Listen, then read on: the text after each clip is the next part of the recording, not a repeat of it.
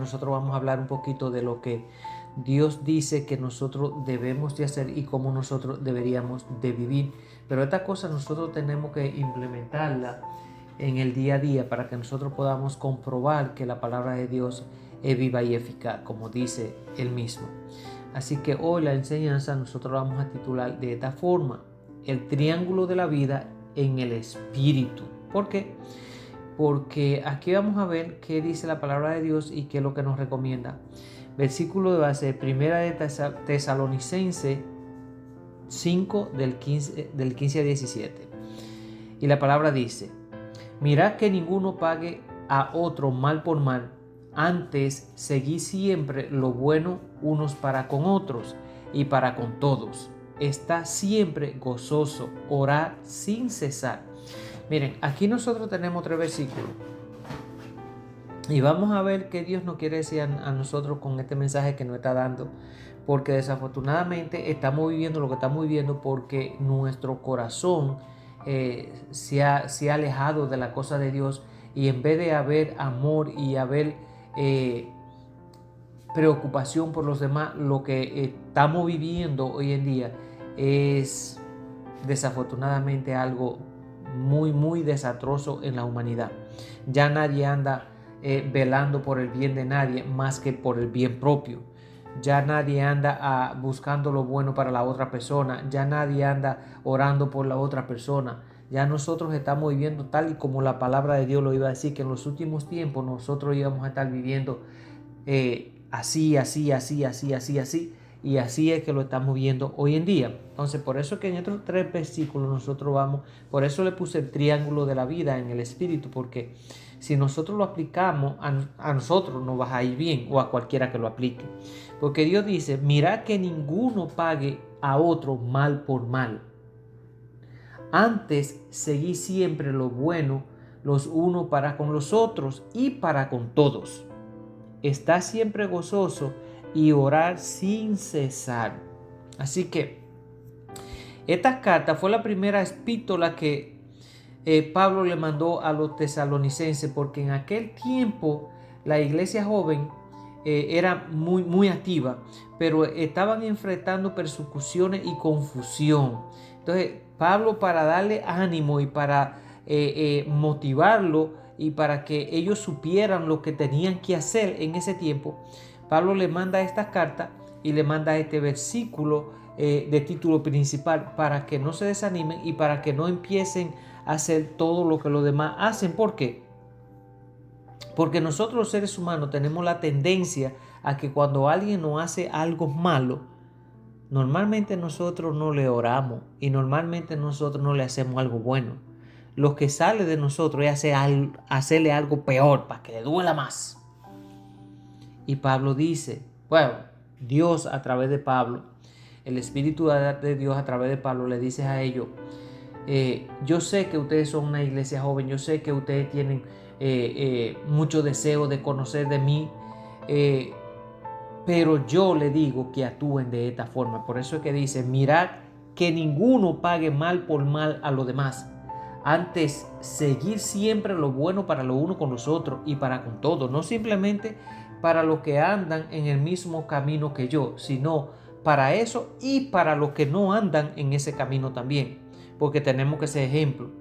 Dice, cuando él dice está siempre gozoso, es como no traten de que el gozo de Dios en ustedes sea turbado, y oren sin cesar, aún por aquellos a los cuales ustedes no le han hecho bien, por decir.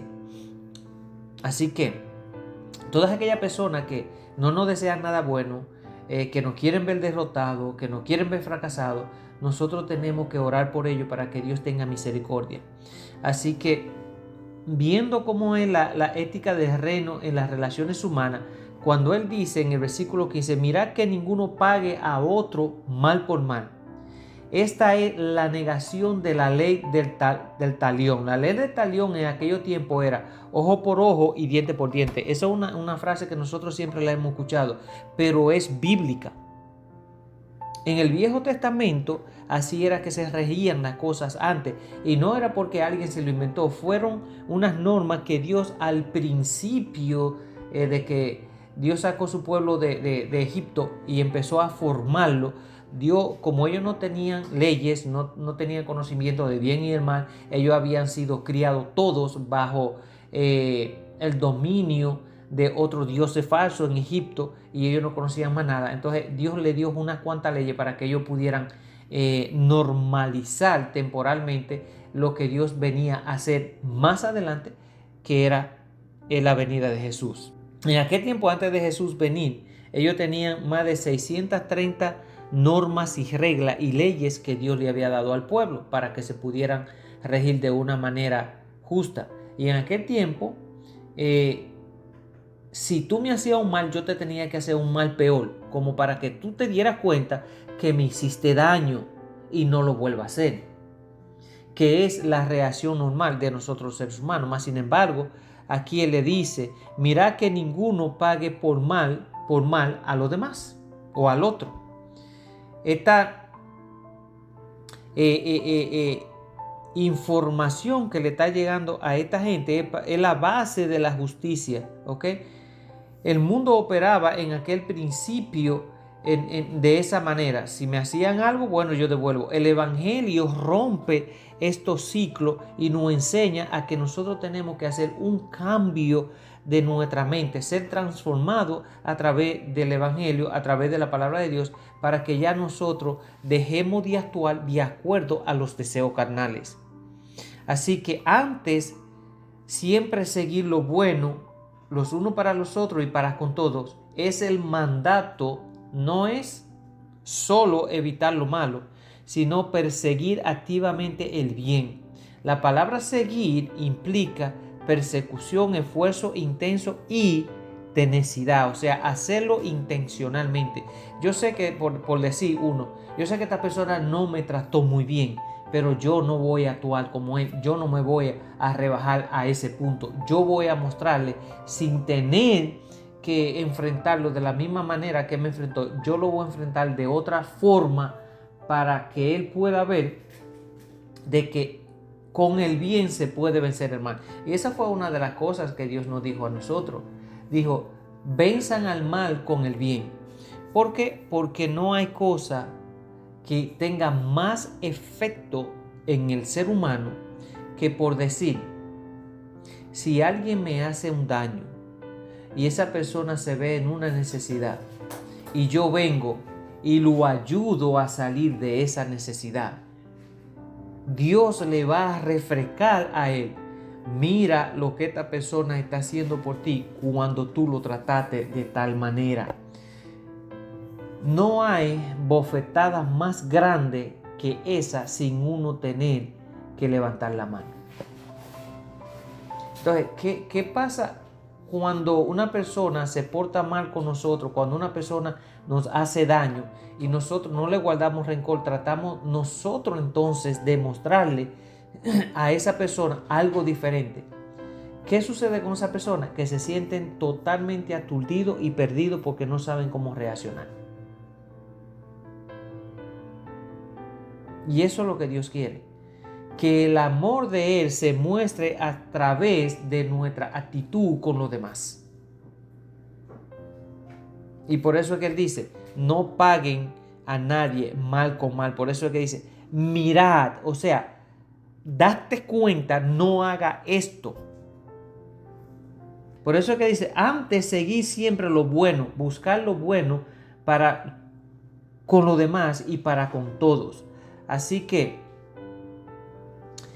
cuando Dios nos da estos mensajes a nosotros es para que podamos entender que nosotros no podemos vivir de una manera como la vive, como el mundo la ha diseñado, sino que nosotros tenemos, para nuestro bien y para el bien de los demás y para el bien con Dios, nosotros tenemos que tratar de ir en contra de la corriente y marcar la diferencia. Así nuestra carne nos diga que no, nosotros tenemos que hacer ese sacrificio. ¿Por qué? Porque eso es lo que va a ayudar a que la gente al tiempo puedan decir, hay algo especial en esa persona, porque la verdad que sí, esa persona yo la he ofendido, esa persona yo le he hablado mal, esa persona yo la he herido. ¿Y qué hace esa persona conmigo? siempre buscando la forma de cómo hacerme un bien, siempre tratando de buscar algo para que yo esté mejor. Eso es lo que vas a llevar a esa otra persona a que haga un cambio en su vida sin nosotros tener que forzarlo para nada. Miren, Dios dijo para la casada, Dios le dice, si tanto al hombre como para la mujer, pero en este caso vamos a poner a la mujer. Dios dice, si tú estás casada con una persona o tú estás viviendo con una persona que no tiene conocimiento de mí y tú llegas a conocerme y ya tú andas en mi camino, ¿ok? No lo dejes si esa persona decide aceptarte ahora que tú andas buscando de mí. Solo vive para que dé un testimonio, porque tu testimonio va a hacer posiblemente que esa persona llegue a conocerme. Pero no por lo que tú le digas, sino por tu comportamiento. Y eso es lo que realmente le llama atención a la gente. No es lo que nosotros digamos de Dios o no es lo que nosotros digamos de nosotros mismos. Es lo que ellos ven en nosotros. Es nuestra forma de ser, es nuestra forma de hablar, es nuestra forma de preocuparnos por los demás, es nuestra forma de no ofendernos por cualquier cosa. Todo esa forma de vida es la que Dios anda buscando en nosotros para que de esa manera nosotros podamos dar un buen testimonio de Él. Y el testimonio va a hablar por sí solo. Por eso es que Dios dice, yo no le pido a ustedes cosas que no puedan alcanzar. Simplemente yo le pido que den un buen testimonio así como lo dio mi hijo, para que cuando a ustedes lo vean, vean mi hijo reflejado en ustedes. Pero nosotros no podemos decir que somos cristianos, que conocemos la palabra de Dios y nos comportamos como todos los demás, porque entonces estamos blasfemando el nombre de Dios y eso sí que tiene consecuencia grave. Así que cuando Dios dice, busquen el bien el uno para con el otro, se refiere a la familia de la fe de la iglesia, y cuando dice para con todos, extiende este principio a toda la humanidad, incluyendo a los enemigos y a aquellos que nos persiguen y que tratan de hacernos la vida difícil. Siempre tenemos que tratar de hacerle bien. Esto no significa de que nosotros vamos a estar viviendo siempre humillados y maltratados por la persona y nosotros ahí. No estamos hablando de eso. Por ejemplo, como cuando se dice que Dios dice que nosotros tenemos que perdonar a todo aquel que nos ofende.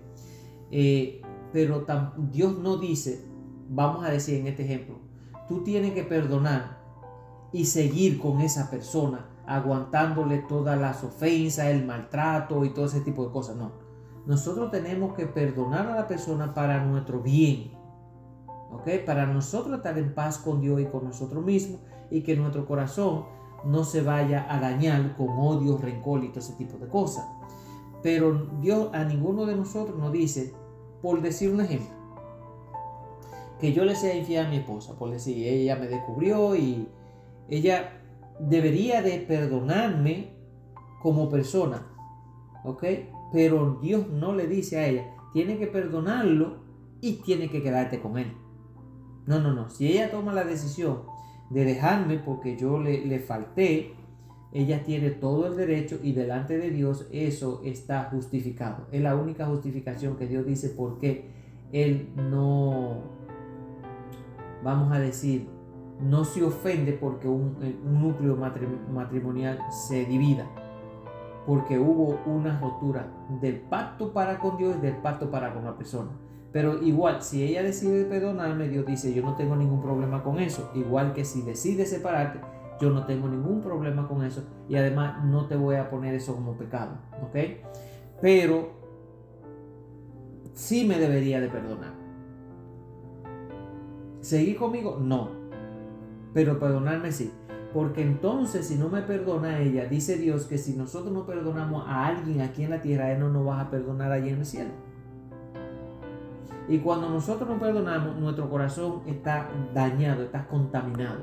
Y Dios no quiere un corazón contaminado. Así que cuando Él dice que busquemos el bien para con los demás y para con todos, Eso significa también para aquella persona los cuales no han herido o no han hecho daño o nos persiguen.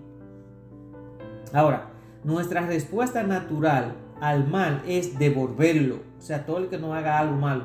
Pero como ciudadanos del reino de los cielos, estamos llamados a una respuesta sobrenatural, vencer el mal con el bien. Esto no es una debilidad como algunos piensan, es la fuerza transformadora del amor de Cristo actuando a través de nosotros. Esa es la diferencia. La gente que no tiene conocimiento de la palabra de Dios, cuando a nosotros nos ofenden y nosotros no reaccionamos violento, las personas a veces lo toman como debilidad en uno. No, eso es fortaleza, porque aprendimos a controlar la ira y a controlar los impulsos de nuestra carne y a no reaccionar violento. Eso es fortaleza, eso no es debilidad. Debilidad es aquel que reacciona rápido igual que la otra persona. Eso es una persona de un carácter débil porque no tiene autoridad para controlarse. Pero aquel que se controla y no reacciona, eso es una persona de un carácter fuerte porque tiene dominio propio. Amén. Amén. Así que es de suma importancia que nosotros podamos tratar de aplicar todos estos conocimientos que Dios nos está dando a través de su palabra para que nosotros de esa forma podamos entender y vivir lo que Dios dice. Ahora, en el versículo 16 dice, esto viene siendo como la fuente de la alegría inquebrantable, cuando Él dice, está siempre gozoso. Este es un mandamiento. En este mandamiento parece es una cosa que es muy difícil, porque en el medio de una situación dolorosa, en el medio de una situación, vamos a decir, dura, el hecho de que Dios diga, está siempre gozoso, es algo bien difícil. ¿Por qué? Porque de acuerdo a la carne natural de nosotros, es casi imposible. Pero cuando nosotros nos sometemos a los frutos del Espíritu que Dios dice que nosotros recibimos cuando nosotros nos entregamos a Él, entonces nosotros sí podemos tener el control y podemos estar gozosos en el medio de la tormenta que nosotros podemos estar pasando. ¿Por qué?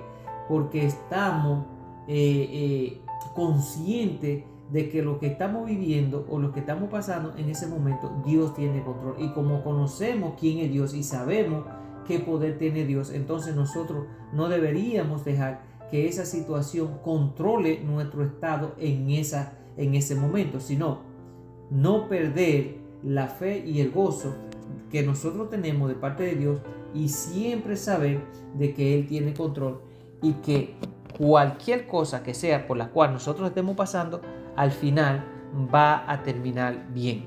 Eso es lo que Dios quiere decirnos. No pierdan el gozo, siempre estén con esa actitud, porque es algo que viene de Él, no de nosotros.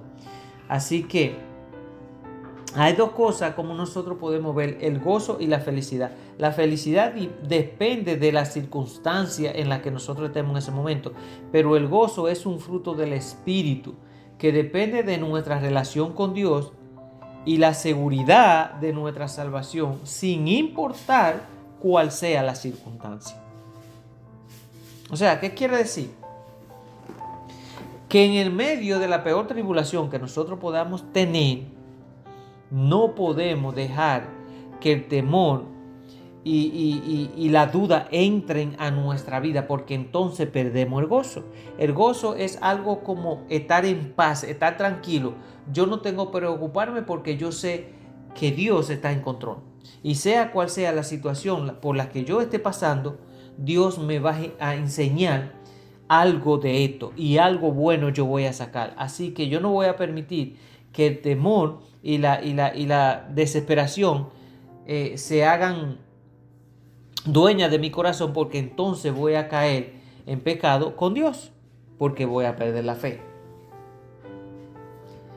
Y Dios es un Dios que para Él no hay nada imposible, y es un Dios que cuando dice, cumple, si nosotros hacemos lo que nos toca hacer. Así que Recuerden, el gozo es uno de los frutos del Espíritu. Así que nosotros no dependemos el gozo de nosotros no depende de la circunstancia o del momento donde estemos, sino depende de nuestra cercanía con Dios. En eso se basa la seguridad de que Dios tiene control de todo lo que nosotros podemos pasar y Él siempre nos va a dar la victoria. Así que el gozo constante es una elección de fe. Eso es algo que nosotros decidimos. Es decidir confiar en la bondad y el control de Dios, incluso cuando no entendemos absolutamente nada. Esa es una actitud profunda del corazón que afirma: Dios es bueno y Él está en el trono y Él tiene el control de todo. Lo que pasa con nosotros es que cuando nos dan cualquier noticia o cuando se nos presenta cualquier momento difícil en nuestra vida, lo primero que nosotros hacemos es permitir que el temor y la desesperación entren a nuestra vida. Y ya ahí automáticamente ya bloqueamos en lo que tiene que ver con la fe y la certeza y la seguridad de que Dios está en control. Y cuando nosotros bloqueamos eso, ya Satanás toma el control de nuestra mente y nuestro cuerpo. Y ya entonces ponemos nosotros en duda si Dios nos va a ayudar a resolver lo que estamos. Y ahí entramos en pecado. No, tenemos que mantenernos firmes y decir, sea cual sea la situación que yo esté viviendo ahora, que es una situación presente, Dios me va a ayudar a salir de ella. Así que yo no voy a permitir que el temor y la desesperación entren a mi vida y a mi corazón, porque para Dios no hay imposible. Y si Él me permite que yo esté viviendo esto, es porque algo bueno Él me va a dar cuando esto termine. Y siempre buscar el lado positivo. Miren, para todas las cosas que nosotros llamamos malas, que nos pasan, siempre hay algo bueno dentro de eso malo. Y en eso es que nosotros tenemos que enfocarnos. En lo bueno, no en lo malo. Lo malo se lo dejamos para que Dios nos ayude a resolver. Pero vamos a tratar de buscar el mensaje que hay dentro de eso que nosotros estamos viviendo. Y si lo hacemos, nos vamos a dar cuenta de que hay un mensaje tremendo y que Dios de eso nos va a enseñar algo y que nos va a llevar a otro nivel. Amén.